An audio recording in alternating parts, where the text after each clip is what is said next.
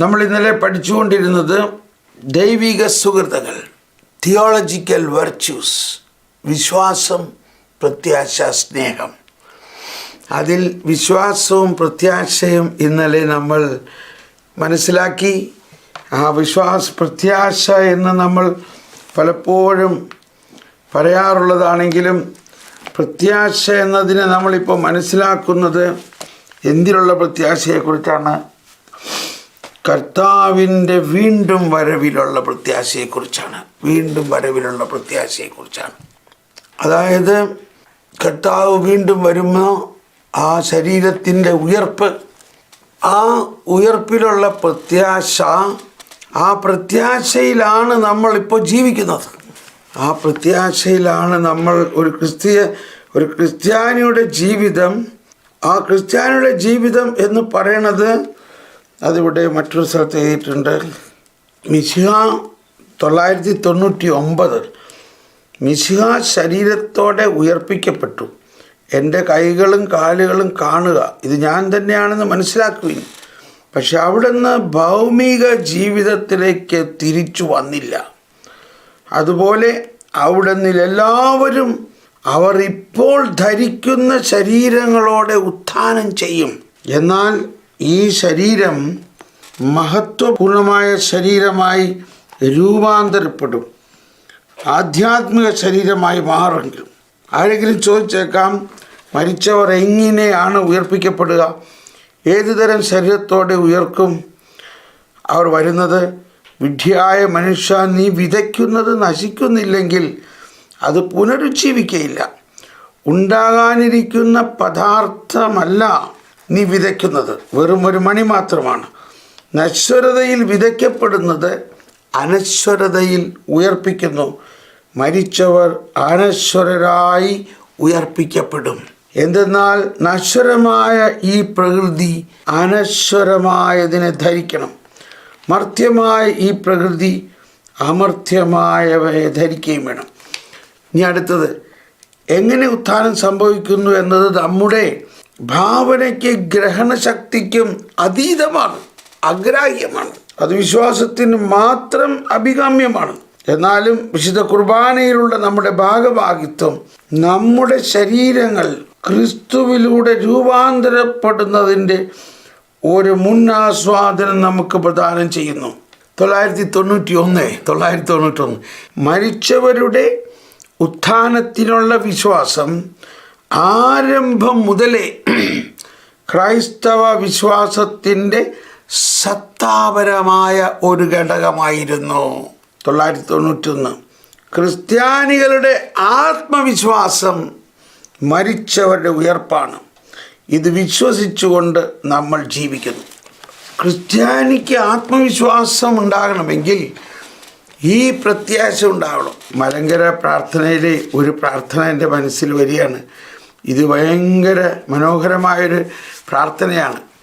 9 മണിയുടെ പ്രാർത്ഥന. പാഴൂഴിയിലുയരും ശൂശന പൂക്കൾ, കൈപ്പണിയില്ലാത്തൊരു വസ്ത്രം ചാർത്തിയിടുമ്പോൾ, ആദാം മക്കൾക്കായി റൂഹ് ഖുദ്ദീസ നെയ്ത വസ്ത്രമുയർപ്പിൽ ചാർത്തിയിടും പുണ്യാത്മാക്കൾ. ഈ പാഴൂഴിയിൽ ഉയരും ശൂശാന പൂക്കൾ എന്ന് പറഞ്ഞ ഈ സെമിത്തേരിയിലെ ആ മണ്ണിൽ വളരുന്ന ഒരുതരം വെള്ളപ്പൂക്കളാണിത്. ആ പൂക്കളെ പോലെ കൈപ്പണിയില്ലാത്ത ഒരു വസ്ത്രം ചാർത്തിയിടുമ്പോൾ ആദാം മക്കൾക്കായി മനുഷ്യവംശം മുഴുവനും പരിശുദ്ധാത്മാവ് നൽകുന്ന ഉയർപ്പിൻ്റെ വസ്ത്രം ചാർത്തും. പരിശുദ്ധാത്മാവ് റൂഹ് ഖുദ്ദീസ നെയ്ത ആ ഉയർപ്പിൻ്റെ ആത്മീയ വസ്ത്രം ഉയർപ്പിൽ ചാർത്തിയിടും പുണ്യാത്മാക്കൾ. എന്ത് മനോഹരമാണല്ലേ! ചില മണിക്കൂറുകളിലെ പ്രാർത്ഥനയാണ്. എല്ലാ ദിവസവും പാടുമെന്ന് എനിക്കറിയില്ല. പാഴൂഴിയിൽ ഉയരും ശൂശാനപ്പൂക്കൾ, കൈപ്പണിയല്ലാത്തൊരു വസ്ത്രം ചാർത്തിയിടുമ്പോൾ, ആദാം മക്കൾക്കായി റൂഹ് ഖുദ്ദീസ നെയ്ത വസ്ത്രമുയിർപ്പിൽ ചാർത്തിയിടും പുണ്യാത്മാക്കൾ. അപ്പം നമ്മുടെ ആരാധനാക്രമങ്ങളിലെല്ലാം ഈ അന്ത്യദിനത്തിൽ ഉണ്ടാകാൻ പോകുന്ന ഉയർപ്പിൻ്റെ കാര്യങ്ങളാണ് എപ്പോഴും നമ്മൾ പ്രാർത്ഥിച്ചുകൊണ്ടിരിക്കുന്നത്. അപ്പോൾ അതാണ് നമ്മൾ കേട്ടത്. ഒരു ക്രിസ്ത്യാനിയുടെ ജീവിതത്തിലെ ആത്മധൈര്യം ഇതാണ്: അവൻ ഉയർത്തെഴുന്നേൽക്കും, അവൻ്റെ ശരീരം ഉയർത്തെഴുന്നേൽക്കും, അവൻ ശരീരത്തോടെ ഉയർത്തെഴുന്നേൽക്കും. ഇതൊക്കെ നമ്മൾക്ക് ആരറിയാം? അപ്പം ചിലർ ചോദിക്കും, എൻ്റെ ബ്രദറെ, അപ്പം എല്ലാവരും ഉയർത്തെഴുന്നേൽക്കുകയാണെങ്കിൽ എവിടെ നിൽക്കും? ഈ പ്രപഞ്ചത്തിലുണ്ടായ എല്ലാവരും ഒറ്റ ദിവസം ഉയർത്തെഴുന്നേൽക്കുകയാണെങ്കിൽ എവിടെ നിൽക്കും? അതാണ് പൗലോസ്ലീഹ പറഞ്ഞത്, അത് ആത്മീയ ശരീരത്തോടെ ആയിരിക്കും ഉയർത്തെഴുന്നേൽക്കുക. ആത്മീയ ശരീരം, അതാണ് ബോഷനായ മനുഷ്യ എന്ന് പറഞ്ഞുകൊണ്ട് ആത്മീയ ശരീരം. നമ്മൾക്ക് അഗ്രാഹ്യമായ കാര്യങ്ങളാണ് ദൈവം നമ്മളെ പഠിപ്പിക്കുന്നത്, മനസ്സിലാക്കുന്നത്. ഈ ശരീരത്തിൻ്റെ ഉയർപ്പിനെ കുറിച്ച് തന്നെയുള്ള ആ പ്രത്യാശ നമുക്കുണ്ടെങ്കിൽ ബാക്കി പ്രത്യാശയെല്ലാം മൈനറാണ്. അതാണ്. അപ്പോൾ ഒരു ദിവസം ഞാനിവിടെ ഇങ്ങനെ ജർമ്മൻകാർക്ക് ഇതിനെക്കുറിച്ച് പറഞ്ഞെടുത്ത് ഉടനെ ഒരു സഹോദരൻ ചോദിച്ചു, അപ്പോൾ ഈ ക്രിമിയേഷൻ ചെയ്യണ ഒരു ഉയർത്തെഴുന്നേൽക്കുമെന്ന് ചോദിക്കും. ക്രിമിയേഷൻ്റെ ആണ്. തീർച്ചയായിട്ടും അതാണ്. നമ്മൾ എങ്ങനെ നമ്മുടെ ശരീരം മരിച്ചു കഴിഞ്ഞിട്ട് നീങ്ങുന്നു എന്നതനുസരിച്ചിട്ടല്ല. അത് ക്രിമിയേഷൻ ചെയ്താലും കരിച്ചു കളഞ്ഞാലും പുകച്ചു കളഞ്ഞാലും അഴുകിപ്പോയാലും. അപ്പോൾ അതിന് നല്ലൊരു റെഫറൻസ് ഇതാണ്. അബ്രാഹാം തൻ്റെ മകനെ ദഹനബലി അർപ്പിക്കാൻ കൊണ്ടുചെന്നിരിക്കുകയാണ്. അബ്രാഹാം ശരിക്കും തീരുമാനിച്ചിരിക്കുകയാണ് അവനെ ദഹനബലി അർപ്പിക്കാൻ. പക്ഷേ അപ്പോൾ അബ്രാഹാം എന്താ വിശ്വസിക്കുന്നത്? അബ്രാഹാം വിശ്വസിക്കുകയാണ്, ഞാൻ അങ്ങെനിക്ക് തന്ന എൻ്റെ ഈ മകനെ ദഹനബലി അർപ്പിച്ച് കരിച്ചു കളഞ്ഞാലും അങ്ങ് അവനെ ഉയർപ്പിക്കാൻ കഴിവുള്ളവനാണെന്ന് ഞാൻ വിശ്വസിക്കുന്നു. കണ്ടോ, എബ്രായർ 11:19. Praise the Lord. അപ്പം നമുക്കുണ്ടാകാവുന്ന ചില സംശയങ്ങളാണ്.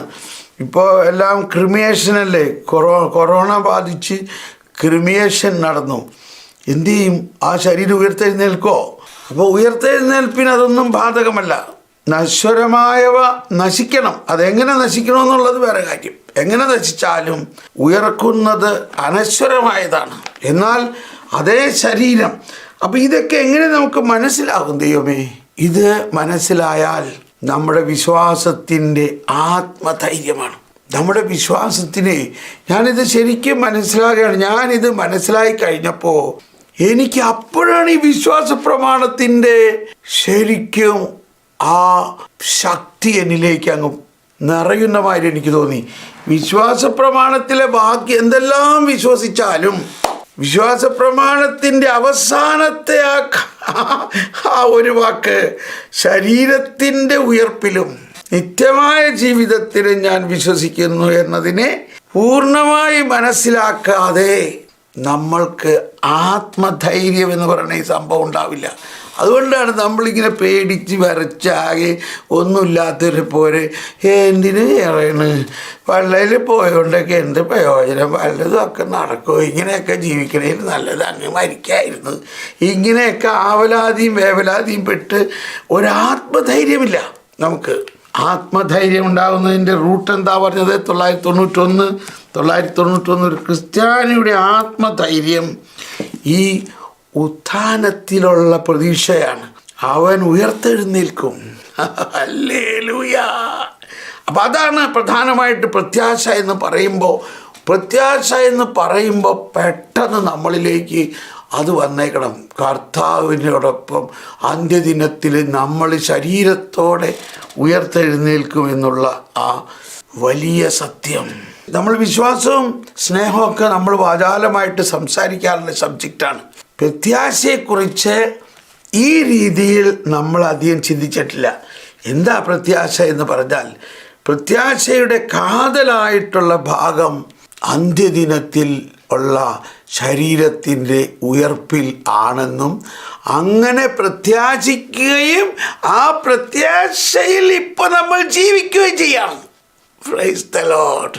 അല്ലാതെ നിരാശരായി മിസ്റ്റർ ആവലാതിയും മിസ്സിസ് വേവലാതിയുമായിട്ടല്ല നമ്മൾ ജീവിക്കേണ്ടത്. നമ്മളിവിടെ ജീവിക്കുമ്പോൾ തന്നെ അന്ത്യദിനത്തിൽ കർത്താവിൻ്റെ മഹത്വപൂർണമായ ഉത്ഥാനത്തിൽ നമ്മളും ഉയർപ്പിക്കപ്പെടും, നമ്മുടെ ശരീരം ഉയർപ്പിക്കപ്പെടും എന്നുള്ള ആ പ്രത്യാശയാണ്. അതാണ് എല്ലാ ആരാധനാക്രമത്തിൽ മുഴുവനും ഇതാണ് പറയുന്നത്. പ്രീതി കലർന്ന യുഗാന്ത്യത്തിൽ സ്വർഗീയോർസ്ലേം നഗരത്തിൽ മാലാഖമാരൊത്തു വലം ഭാഗം നമ്മൾ കരുളുന്നു. കണ്ടോ, മാലാഖമാരെ പോലെയുള്ള ആത്മീയ ശരീരത്തോടു കൂടി അവരോടൊപ്പമാവും നമ്മൾ. എല്ലാ കുർബാനയിലും ഇതൊക്കെയാണ് നമ്മൾ പ്രാർത്ഥിക്കുന്നത്. ഓക്കെ, സങ്കീർത്തനം 45 എന്താ പാടുന്നത്? സങ്കീർത്തനം 45 രാജകുമാരി രാജകുമാരി സ്വർണ്ണക്കശ ഉടയാട് ചാർത്തി അന്തഃപൂരത്തിൽ ഇരിക്കുന്നു, വർണ്ണശബളമായ അങ്കിയണിയിച്ചവളെ രാജസന്നിധിയിലേക്ക് ആനയിക്കുന്നു. ഒരു ബിഷപ്പിന് ഇത് ഭയങ്കര ഇഷ്ടം.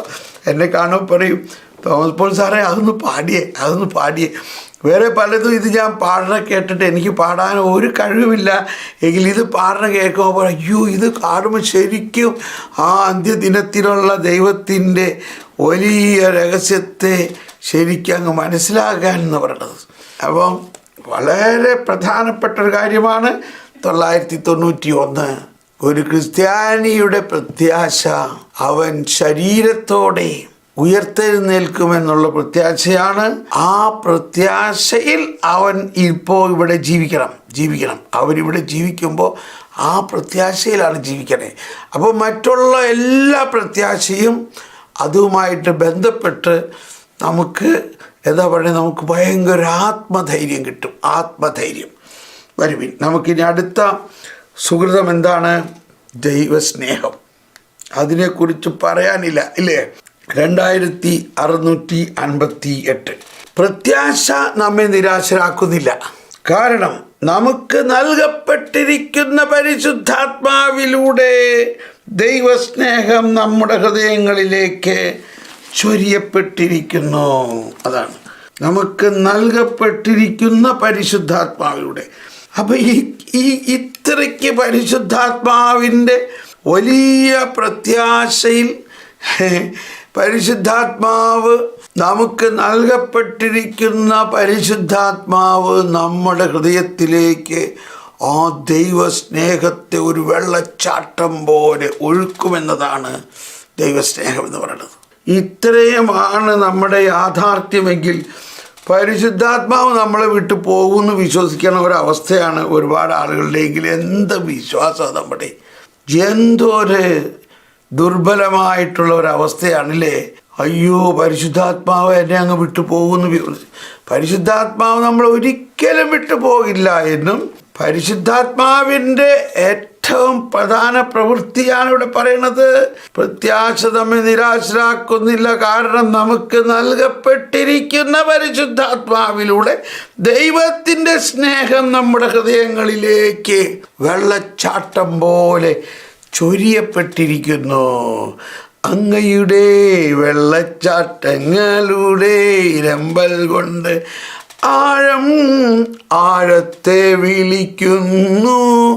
അതാണ് ആ ആഴം എന്ന് പറയുന്നത് ദൈവത്തിൻ്റെ മുൻകൈയെടുക്കൽ, ദൈവത്തിൻ്റെ ഇനിഷ്യേഷനിലൂടെ നമ്മുടെ ആത്മാവിലേക്ക് ദൈവത്തിൻ്റെ കൃപയും സ്നേഹവും നമ്മുടെ ആത്മാവിൻ്റെ ആഴങ്ങളിലേക്ക് ആദ്യം ഒഴുകുമ്പോൾ മാത്രമാണ് നമുക്ക് ദൈവത്തോട് ആഴമായ സ്നേഹം അനുഭവമാകുന്നു. നമ്മൾ ദൈവത്തെ സ്നേഹിക്കുന്നു പറഞ്ഞതുകൊണ്ടൊന്നും ആർക്കും സ്നേഹിക്കാൻ പറ്റില്ല. നമ്മൾ ദൈവത്തെ സ്നേഹിക്കണമെങ്കിൽ ആ ദൈവസ്നേഹം ആദ്യം പരിശുദ്ധാത്മാവിലൂടെ നമ്മളുടെ ഹൃദയത്തിലേക്ക് ഒഴുകണം. അതിനോട് എത്ര പറഞ്ഞിട്ടാണ് നിനക്കെന്താ ദൈവത്തെ സ്നേഹിച്ച എന്താടാ എന്ന് ഞാൻ പറഞ്ഞുകൊണ്ട് പ്രയോജനമില്ല. ദൈവത്തെ സ്നേഹിക്കണമെങ്കിൽ ദൈവസ്നേഹം നമ്മുടെ ആത്മാവിലേക്ക് വരണം. അല്ലെങ്കിൽ ഉണങ്ങി വരണ്ട ഭൂമി എന്ന പോലെ അങ്ങനത്തെ ഒരു അവസ്ഥയായിരിക്കും നമ്മുടെ അവസ്ഥ. എന്നാൽ ആ അവസ്ഥയിൽ ദൈവത്തിൻ്റെ മുൻകൈയെടുക്കലിലൂടെ, ദൈവത്തിൻ്റെ പരിശുദ്ധാത്മാവിലൂടെ നമ്മുടെ ആത്മാവിലേക്ക് ദൈവത്തിൻ്റെ സ്നേഹം ചൊരിയപ്പെടുന്നു. ദൈവത്തിൻ്റെ മുൻകൈയെടുക്കൽ 3 കൂദാശകളും മുൻകൈയെടുക്കൽ കൂദാശകളാണ്. എന്താണ് മുൻകൈയെടുക്കൽ എന്ന് പറയുന്നത്? ഇനിസിയേഷൻ എന്നുള്ളതിൻ്റെ ഒരു ഭാഷയാണ് മുൻകൈയെടുക്കൽ. ആര് മുൻകൈയെടുക്കുന്നു? ദൈവം മുൻകൈയെടുക്കുന്നു. ദൈവം മുൻകൈയെടുത്തുകൊണ്ട് നമ്മളിലേക്ക് ദൈവസ്നേഹത്തെ ഒഴുക്കുന്നു. അപ്പോഴാണ് നമുക്ക് ദൈവത്തെ സ്നേഹിക്കാൻ പറ്റുക. ഇനി നമ്മൾ ആ ദൈവസ്നേഹത്തെക്കുറിച്ചുള്ള വർണ്ണനയാണ് ഇനി ആരാധനാ ജീവിതത്തിലൂടെ, അതായത് ആരാധനാക്രമങ്ങളിലൂടെ രൂപപ്പെട്ട പ്രാർത്ഥന. ആരാധനാ ജീവിതം എന്ന് പറയുമ്പോൾ പെട്ടെന്ന് വ്യത്യാസമായി. സഭയാണത്. സഭയിലുള്ള ആ ആരാധന, സഭ മുഴുവനുമായിട്ട് കർത്താവ് ഒന്നായി നമ്മളെ നയിക്കുന്ന അവസ്ഥയാണ്. ആരാധനാ ജീവിതത്തിലൂടെ രൂപപ്പെട്ട പ്രാർത്ഥന. ക്രിസ്തുവിന് നമ്മോട് ഉള്ളതും അവിടുന്ന് നമ്മെ സ്നേഹിച്ചതുപോലെ സ്നേഹിക്കാൻ. കണ്ടോ, എന്താണ് ഈ ദൈവസ്നേഹം എന്ന് പറയുന്നത്? എന്താ സ്നേഹം എന്ന് പറയുന്നത്? അവിടുന്ന് നമ്മെ സ്നേഹിച്ചതുപോലെ, അവിടുന്ന് നമ്മെ സ്നേഹിച്ചതുപോലെ സ്നേഹിക്കാൻ നമ്മെ പ്രാപ്തരാക്കുന്നതുമായ സ്നേഹത്തിലേക്ക് എല്ലാറ്റിനെയും ആകർഷിക്കുന്നു. നടക്കണ കാര്യമൊന്നുമല്ല, പള്ളി പറഞ്ഞാൽ മതി. അവിടെ നിന്ന് നമ്മെ സ്നേഹിച്ച പോലെ സ്നേഹിക്കാനാ. അവിടെ നിന്ന് നമ്മെ സ്നേഹിച്ച പോലെ നമുക്ക് സ്നേഹിക്കാൻ പറ്റുമോ? കണ്ടോ, ഞാൻ സ്നേഹിക്കണമെന്ന് പറഞ്ഞിട്ട് എന്താ കാര്യം? നമ്മളെങ്ങനെ സ്നേഹിക്കണു? ഏത് രീതിയിൽ സ്നേഹിക്കണു? അവിടെ നിന്ന് നമ്മെ സ്നേഹിച്ചതുപോലെ സ്നേഹിക്കാൻ.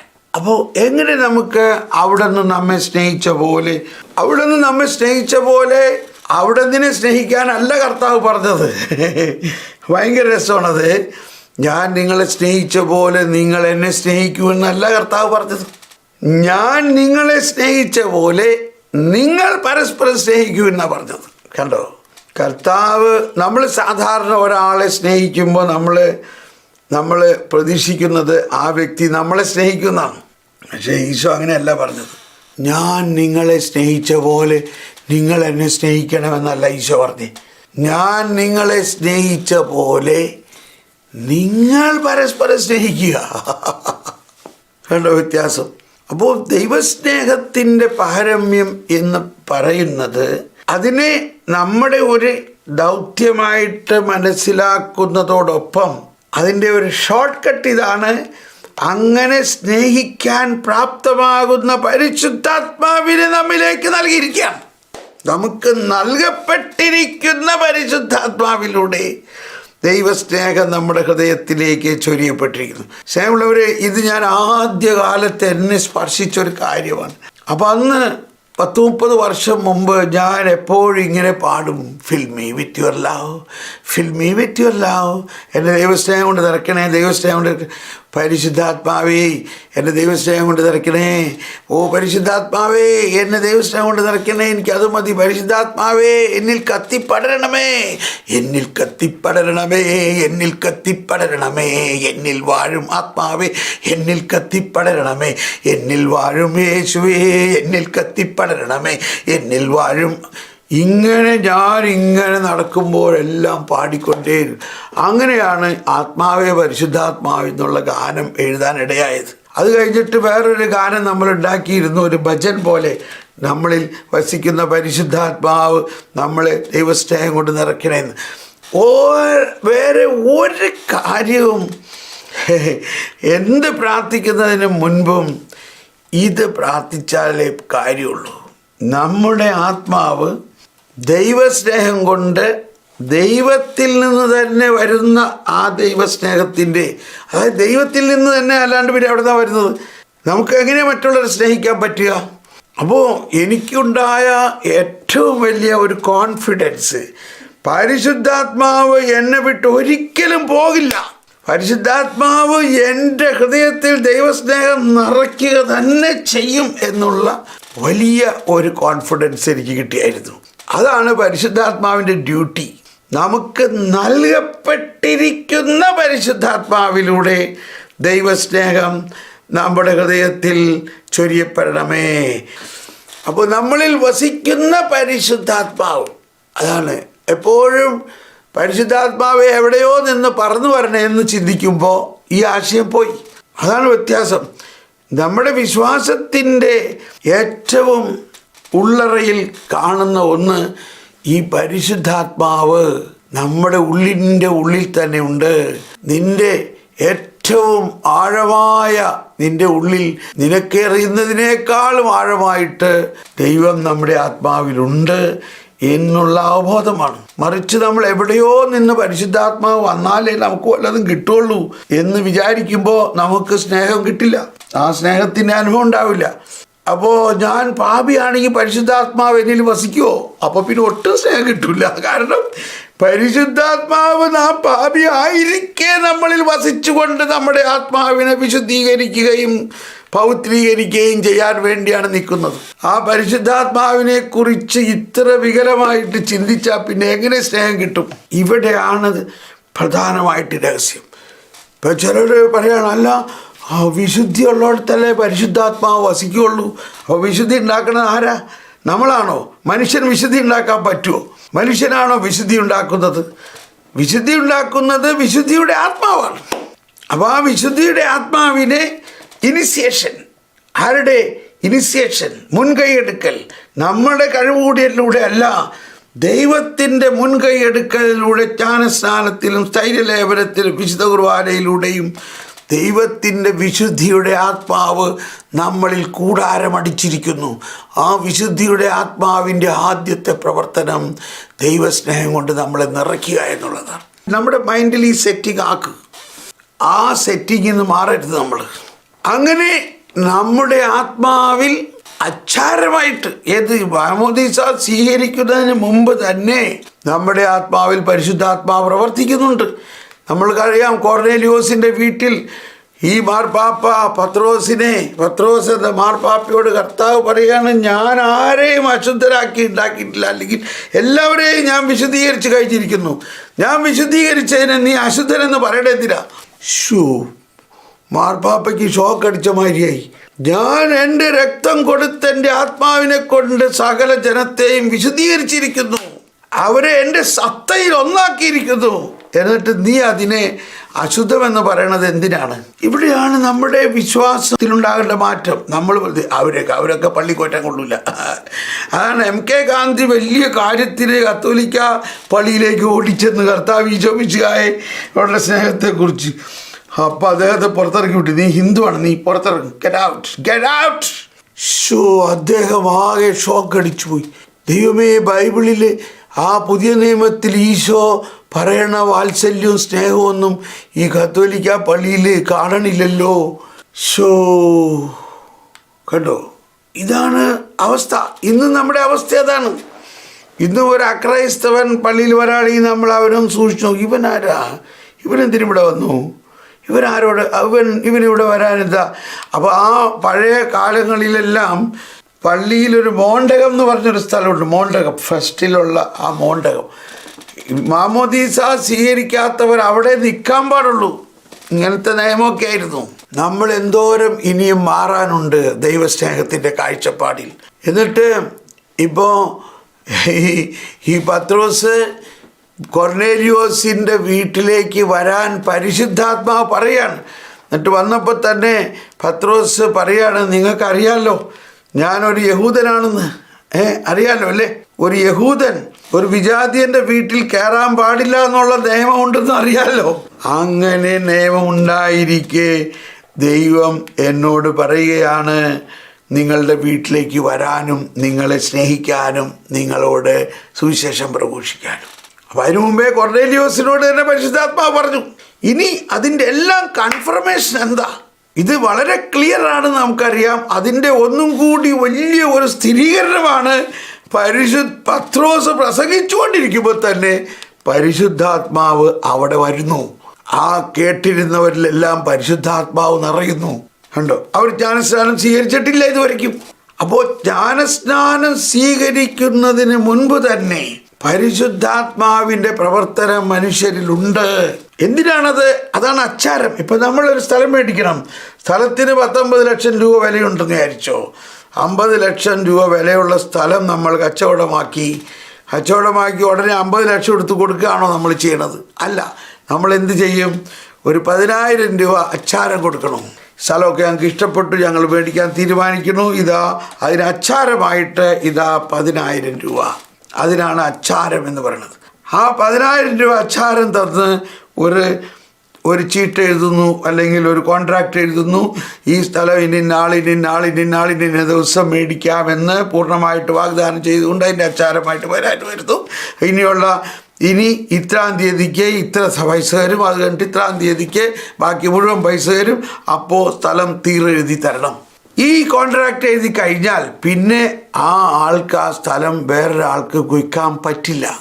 അച്ചാരം കൊടുത്ത ആൾക്കേ പറ്റുള്ളൂ. ഒന്നാലോചിച്ച് നോക്കുക. അപ്പോൾ കർത്താവായ യേശു മിശിഹ തൻ്റെ കുരിശിലെ ബലിയിലൂടെ ലോകം മുഴുവനുമുള്ള സകല മനുഷ്യരെയും കച്ചവടമാക്കിയിരിക്കുന്നു. ഹല്ലേലൂയ! ഇതാണ് ദൈവസ്നേഹം. ഇത് നിങ്ങൾ വിശ്വസിക്കുന്നുവോ? അച്ചാരം കൊടുത്തു കഴിഞ്ഞിരിക്കുന്നു. ചുമ്മാല്ല അച്ചാരം കൊടുത്തിരിക്കുന്നത്. തൻ്റെ ജീവസ്നേഹം കൊടുത്തുകൊണ്ട്, തൻ്റെ ആത്മാവിനെ കൊടുത്തുകൊണ്ട്, തൻ്റെ രക്തം കൊടുത്തുകൊണ്ട്, തൻ്റെ ജീവൻ നൽകിക്കൊണ്ട് അച്ചാരം കൊടുത്തിരിക്കുന്നു. ഇനി ഈ പ്രപഞ്ചത്തിലുള്ള സകല മനുഷ്യരും ആർക്ക് മാത്രമേ അവകാശമുള്ളൂ? കർത്താവ് ഈശോ മിശിഹായ്ക്ക് മാത്രമേ അവകാശമുള്ളൂ. മനസ്സിലാവുന്നുണ്ടോ? Praise the Lord. അതാണ് കോൺസെപ്റ്റ്. നമ്മൾ അവരെല്ലാം തിരസ്കരിക്കുന്നത് ആണെങ്കിൽ നമ്മൾക്ക് പിന്നെ പരിശുദ്ധാത്മാവിൻ്റെ ഈ സ്നേഹം എന്നുള്ള ഈ പുണ്യം നമുക്ക് കിട്ടില്ല. ഈ സ്നേഹം എന്നുള്ളത് നമ്മൾ ഉണ്ടാക്കുന്നതാണോ സ്നേഹം? സ്നേഹം ദൈവത്തിൽ നിന്ന് വരുന്ന ദൈവത്തിൻ്റെ തന്നെ സത്തയാണ് സ്നേഹം. അൺക്രിയേറ്റഡ് ലവ് ആണ്. Uncreated love. അതാരും സൃഷ്ടിച്ചതല്ല, ദൈവവും സൃഷ്ടിച്ചതല്ല. സ്നേഹം ദൈവത്തിൻ്റെ സത്തയാണ്. സ്നേഹം സത്തയിൽ ദൈവം സ്നേഹമാകുന്നു. അതാണ് യോഹന്നാൻ ശ്ലീഹായുടെ പ്രധാനപ്പെട്ട കണ്ടുപിടുത്തം. യോഹന്നാൻ്റെ ലേഖനത്തിൻ്റെ 4-ാം അധ്യായത്തിൽ 2 പ്രാവശ്യം പറഞ്ഞിരിക്കുന്ന ഇതാണ്. യോഹന്നാനോട് ചോദിക്കുകയാണ്, ദൈവം എന്ത് പറയുന്നത്?